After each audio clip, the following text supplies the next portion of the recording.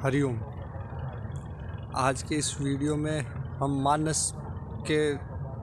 मानस के अंतर्गत भगवान श्री राम के जन्म का प्रसंग देखेंगे। रावण, कुंभकर्ण और विभीषण तीनों ने अपनी इच्छा अनुरूप जो तप किया था बराबर तप किया था, लेकिन अपनी प्रकृति के अनुरूप उन्होंने 3 अलग अलग वरदान भगवान से मांगे, सात्विक, राजसिक और तामसिक।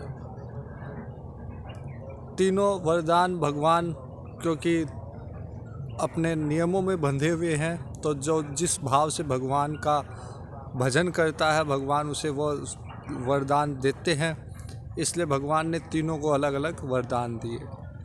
जब रावण को ये वरदान मिल गया कि वह उसकी मृत्यु वानर और मनुष्य के अलावा और किसी से नहीं हो सकती, तो रावण जो था अत्याचारी बन गया। रावण को लंका का राज्य मिला, अपने ससुर के द्वारा, मय दानव के द्वारा निर्मित लंका प्राप्त हुई। लंका का राज्य प्राप्त करने के बाद में तो और भयंकर अत्याचारी बन गया रावण। जहाँ जहाँ भी कोई धर्म होता था उसको नष्ट करता था। कहीं यज्ञ, हवन, दान, पुण्य होता था, कोई गुरु सेवा, मातृ सेवा, गौ सेवा करता था, उन्हें सब जाके नष्ट करता था। कहीं वेद पुराण की कथा हो रही है, उन्हें सबको भंग करता था। जहाँ गाय या ब्राह्मण के गांव होते थे उस पूरे गांव को जला देता था, यज्ञशालाओं को नष्ट करता था। और बड़ी तत्परता से उसके सारे जो अनुयायी थे, निशिचर थे, वह इस कार्य को करते थे। वह स्वयं भी उसे कोई सूचना प्राप्त होती थी तो वह स्वयं उठ के भागता था इस कार्य को करने के लिए। संसार में अत्याचार फैलाना और जो भी धर्म को निर्मूल करना मुख्य उद्देश्य ये था। और इतना जब उसका घोर अत्याचार होने लगा कि उसकी अनीति जो है उसका वर्णन नहीं किया जा सकता, इस तरह की अनीति करने लगा, तो पृथ्वी जो है वो बड़ी व्याकुल हो गई। पृथ्वी कहती है कि मेरे पे इतने बड़े बड़े पर्वत है, समुद्र है, इनका मुझे भार नहीं लगता, इनको मैं सबको सहन करती हूँ, लेकिन एक भी अत्याचारी दुराचारी मेरे ऊपर होता तो वो भार के समान है। इस व्याकुलता को लेकर पृथ्वी पुकार करने लग गई और देवताओं के पास जाके पृथ्वी ने रुदन किया, करुण पुकार की। लेकिन रावण के डर से कोई भी पृथ्वी की सहायता करने में सक्षम नहीं था। सब ब्रह्मा जी के पास गए। ब्रह्मा जी ने कहा इस अवसर पे भगवान विष्णु का स्मरण करना चाहिए, वही इस सारी आपदा से हमारी रक्षा करेंगे, पृथ्वी को उस भार से मुक्त करेंगे। सारे देवता ब्रह्मा जी के कहे अनुसार अब विष्णु जी की आराधना, विष्णु जी के पास जाने को तैयार थे, लेकिन सबके मत अलग अलग थे। कोई कहता था क्षीर सागर में भगवान मिलेंगे, कोई कहता था वैकुंठ में मिलेंगे। शिव जी भी वहाँ उस अवसर पे थे, तो शिव जी ने कहा हरि व्यापक सर्वत्र समाना, भगवान तो सर्वत्र है, जहाँ प्रेम से पुकारो भगवान वहीं उपस्थित हो जाएंगे। सबको शिव जी का मत अच्छा लगा, तो सब ने मिल के जहाँ पे थे वहीं से, और सारे देवताओं ने भगवान की स्तुति की, जय जय सूर्यनायक जन सुखदायक। इस तरह से स्तुति करने के बाद में आकाशवाणी हुई और भगवान ने कहा कि आप घबराओ मत। पृथ्वी को कहा आप घबराओ मत, मैं रघुवंश में उत्पन्न होऊंगा, मैं जन्म लूँगा, अवतार लूँगा रघुवंश में। और कश्यप अदिति जी को मैंने पहले ही ये वरदान दे रखा है, नारद जी का भी वचन है, वो भी सत्य करना है। तो वही कश्यप अदिति जो है वो अभी कौशल्या और दशरथ जी के रूप में होंगे, तो मैं उन्हीं के घर में रघुवंश में अवतार लूँगा, सूर्यवंश में। तो आप घबराओ मत, आप अपने अपने स्थान पे जाओ, कुछ समय बाकी है, तो समय आने पे मैं अवतार लूँगा और पृथ्वी के भार का हरण करूँगा। ब्रह्मा जी ने सारे देवताओं को निर्देशित किया कि भगवान राम के रूप में अवतार लेंगे, तो भगवान कुछ समय के लिए वन में रहेंगे जहाँ वानर उनकी सहायता करेंगे। तो आप सभी जाके आप सभी जाके पृथ्वीलोक पे वानर रूप धारण करो, ताकि भगवान के सानिध्य का अवसर आपको प्राप्त हो। उधर अवध में, अयोध्या में दशरथ जी का राज्य था। बड़ा अच्छा राज्य चल रहा था, बड़ा संपन्न राज्य था, बड़ा विस्तृत राज्य था अयोध्या का। लेकिन एक दिन दशरथ जी के मन में ये विचार हुआ कि इतनी संपन्नता, इतना सामर्थ्य होने के बावजूद मेरे यहाँ पुत्र नहीं है। दशरथ जी के मन में अगर इस तरह का कोई भी विचार होता, तुरंत गुरु जी के पास जाते। गुरु जी के पास जाके दशरथ जी ने निवेदन किया कि मुझे इस बात की बड़ी ग्लानि है कि मेरे यहाँ पुत्र नहीं है। गुरु जी ने कहा, चिंता मत करो, एक नहीं 4 पुत्र होंगे और चारों के चारों ही बड़े शक्तिशाली पुत्र होंगे आपके, बड़े योग्य सुयोग्य पुत्र होंगे। तो आप इस बात की चिंता छोड़ दो, धीरज धारण करो, समय आने पे आपके यहाँ पुत्र होंगे। इसके लिए मैं श्रृंगी ऋषि से पुत्रेष्टि यज्ञ करवाता हूँ। वशिष्ठ जी ने श्रृंगी ऋषि को बुलाया, पुत्रेष्टि यज्ञ हुआ। यज्ञ में से जो चरु निकला, जो प्रसाद निकला, उसके वो दशरथ जी को दिया गया कि अपनी रानियों को में वितरित करो। उसके 2 भाग किए गए। 2 भाग में से एक जो अर्ध भाग था वो कौशल्या जी को दिया गया। दूसरा भाग जो था उसका आधा भाग वो कैकेयी जी को दिया गया। बचा हुआ जो चौथाई भाग था उसके 2 भाग किए गए और उनको कौशल्या जी और कैकेयी जी ने स्पर्श करते हुए सुमित्रा जी को दिया। तो उनसे जो उस भाग से लक्ष्मण जी और शत्रुघ्न जी उत्पन्न हुए। जो कौशल्या जी को अर्ध भाग मिला उससे राम जी उत्पन्न हुए।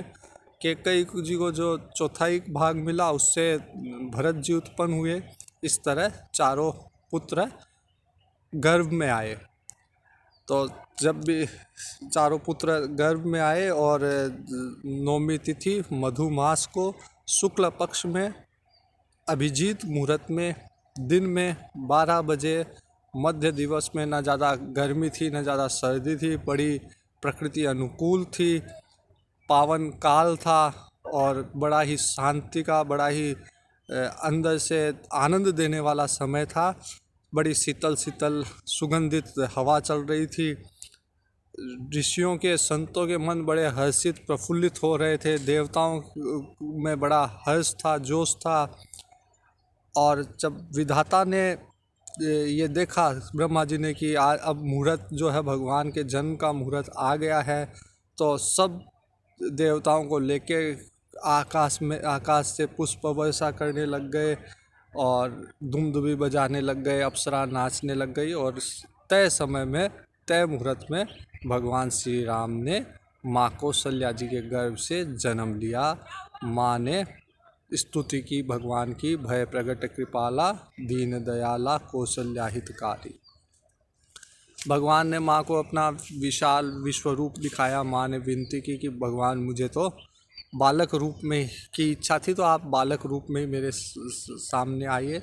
भगवान बालक बन के रुदन करने लग गए और भगवान जो है गाय, विप्र के लिए, धेनु के लिए, सूर्य संत के लिए भगवान ने मनुष्य अवतार, जो निर्गुण निराकार ब्रह्म है, वो साकार रूप में उन्होंने अवतार लिया।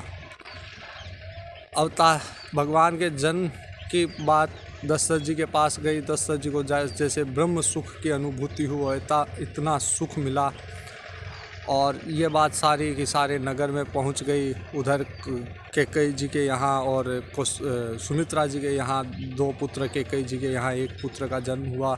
कुल मिला के 4 राजकुमार हुए। ये बात पूरी अयोध्या नगरी में फैल गई और सब खुशियाँ मना रहे हैं, सब हर्षित हो रहे हैं, प्रफुल्लित हो रहे हैं, उत्सव मना रहे हैं। वशिष्ठ जी को पता चला, वशिष्ठ जी आए हैं राजा के दरबार में बधाई देने के लिए। सारे तरफ मंगल माहौल है, सारी अयोध्या को सजाया गया, सब उत्साहित हो रहे हैं, प्रफुल्लित हो रहे हैं, हर्षित हो रहे हैं। देवता लोग बड़े प्रसन्न हैं। घर घर में बधाई बांटी जा रही है, घर घर में जो है खुशियाँ मनाई जा रही है। और सूरज भगवान जो कि सूर्य वंश के प्रवर्तक है, उन्होंने 1 मास तक भगवान के वो दर्शन करते रहे। वह अपना मार्ग में आगे बढ़ना ही भूल गए, लेकिन इस रहस्य को कोई नहीं जान पाया। और कब दिन हुआ कब रात हुआ ये भेद कोई नहीं समझ पाया। और इसी तरह एक माह तक सब उत्सव मनाते रहे। भगवान शिव और कागभूषण जी भी इस उत्सव में शामिल हुए। भगवान शिव के जो इष्ट देव है वो बालक राम है, तो जब जब भी भगवान जन्म लेते हैं, भगवान शिव और कागभूषण जी 5 वर्ष तक वहीं अयोध्या में रह के भगवान के बाल चरित्र बाल लीलाओं को देखते हैं। तो इस तरह भगवान का जन्म हुआ और कुछ समय बाद में भगवान का नामकरण संस्कार किया गया। तो भगवान का जब वशिष्ठ जी को नामकरण के लिए कहा गया तो सबसे पहले राम जी का नाम लिया गया, राम जी का नामकरण किया गया। तो वशिष्ठ जी ने कहा कि जो सबको आनंद देते हैं, जहाँ सब लोग रमते हैं, तो इसका नाम राम ही हो सकता है। जो आनंद सिंधु सुख राशि सीख करते त्रैलोक सुपासी। छोटे से छोटा और बड़े से बड़ा त्रिलोक में जितना भी आनंद है वो राम से ही निकल के आता है, भगवान से ही निकल के आता है, इसलिए इनका नाम राम हो। और जो विश्व का भरण पोषण करने वाला है वो भरत उनका नाम हुआ।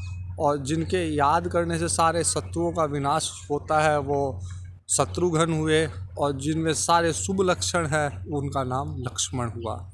इस तरह चारों भाइयों का नामकरण हुआ। भगवान की बाल लीलाएँ प्रारंभ हुई। एक बार माता कौशल्या जी भगवान को पालने पे लेटा के और कुछ कार्य करने लग गई। अपने कुल देवताओं को भोग लगाया उन्होंने। फिर भोग लगा के कुछ कार्य करने लग गई माता, तो उन्होंने पीछे मुड़ के देखा कि जो पलने में बालक था वह बालक तो भोग खा रहा है भगवान का। माता भाग के दौड़ के गई, पलने में देखा तो पलने में भी बालक सो रहा है। इधर भी राम उधर भी राम, हर जगह राम। एक बार भगवान राम जो है खेलते खेलते मिट्टी खा रहे थे। माता ने मुंह खोल के देखा तो भगवान के मुंह में उनको पूरा ब्रह्मांड के दर्शन हुए। इस तरह भगवान जो है बाकी तीनों भाइयों के साथ बाल लीलाएँ करते थे।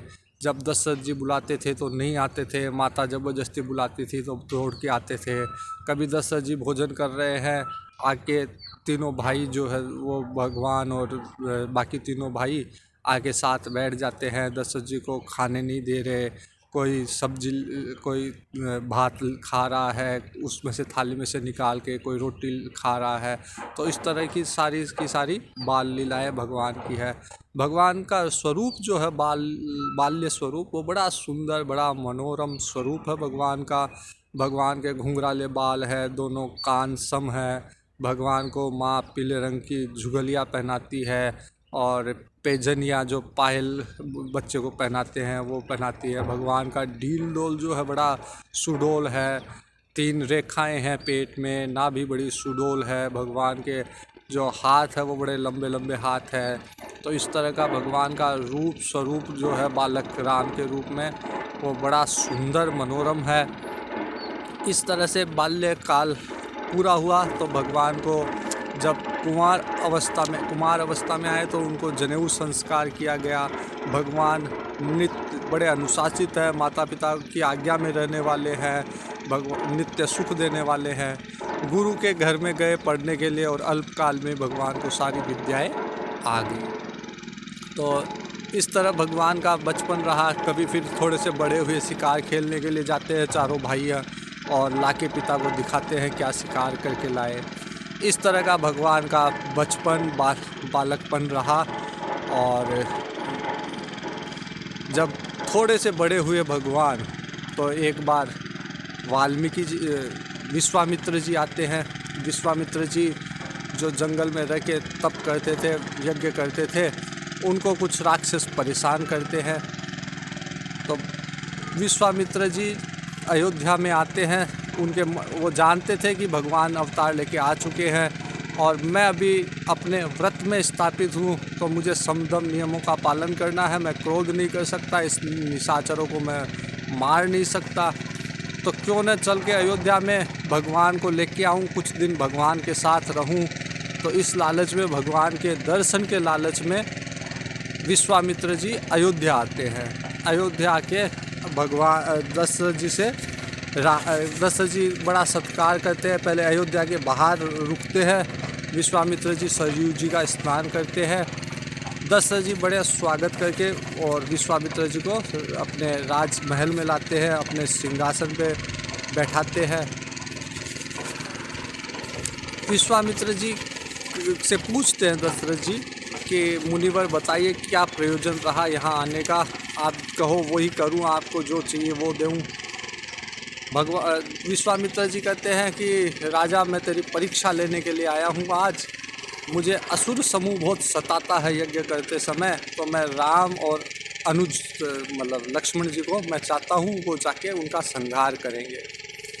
राजा ने कहा मुनिवर आप वचन थोड़े संभाल के नहीं बोल रहे, मेरे चौथेपन में बुढ़ापे में तो ये संतान हुई है और उसमें से भी चारों पुत्र मुझे प्रिय है, लेकिन राम को तो नहीं दिया जाएगा, मैं दे नहीं सकता, अपने प्राणों से अलग नहीं कर सकता राम को। आप और कुछ मांगिए, धन मांगिए, धेनु मांगिए, ज़मीन मांगिए, देह प्राण मांगिए, इससे बढ़ के कुछ नहीं है, मैं देह प्राण दे दूंगा, अपना कोष दे दूंगा, सब कुछ दे दूंगा, लेकिन राम नहीं दूंगा।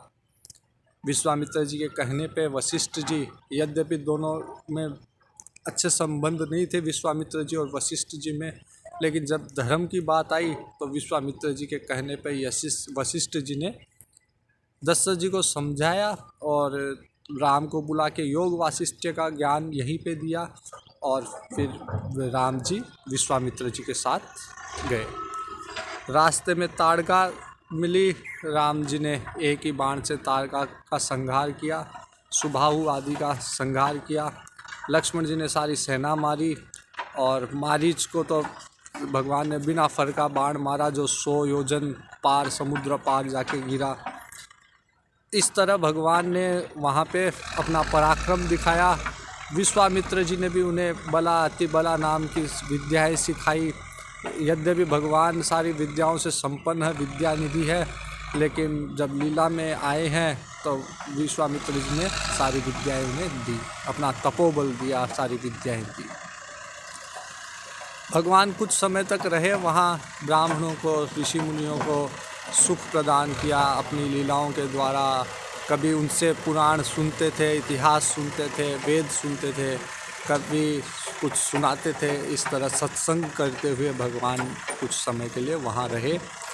फिर एक अवसर आया जब विश्वामित्र जी को राजा जनक के यहाँ से निमंत्रण आया, स्वयंवर, सीता जी का स्वयंवर होना था। वहाँ के लिए जब निमंत्रण आया, विश्वामित्र जी ने राम से कहा अगर राम आप भी मेरे साथ चलो। राम लक्ष्मण दोनों साथ गए। रास्ते में एक आश्रम आया, पहले गंगा जी के बारे में बताया, फिर रास्ते में एक आश्रम आया तो वहाँ पे